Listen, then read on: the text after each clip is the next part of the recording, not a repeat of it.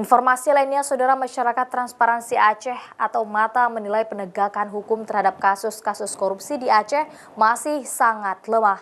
Menurut MATA, institusi penegakan hukum seperti kejaksaan maupun kepolisian belum maksimal dalam menindak kasus dan pelaku tindak pidana korupsi.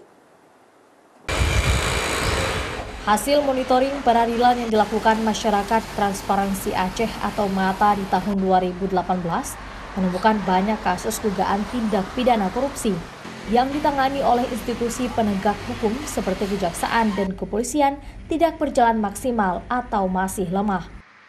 Menurut catatan MATA, pemantauan selama 5 tahun terakhir, kasus-kasus indikasi korupsi yang sudah masuk lidik kepolisian dan pengadilan tipikor sudah ditetapkan sebagai tersangka, namun tidak ada sebuah kepastian hukum, termasuk kasus-kasus besar yang menjadi perhatian publik dan nasional, juga tidak berjalan walaupun sudah masuk lidik, seperti proses pemeriksaan dan pemanggilan saksi oleh penyidik.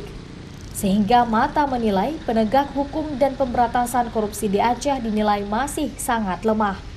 Sementara itu, berdasarkan catatan MATA, selama tahun 2018 terdapat puluhan kasus indikasi korupsi yang merugikan keuangan negara hingga 398 miliar.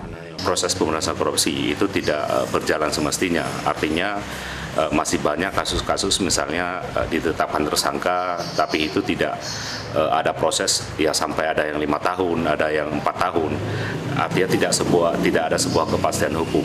Potensi kerugian negara tersebut diketahui dari hasil audit Badan Pengawasan Keuangan dan Pembangunan atau BPKP, sehingga upaya pemberantasan korupsi oleh institusi penegak hukum setiap tahunnya tidak terjadi perubahan.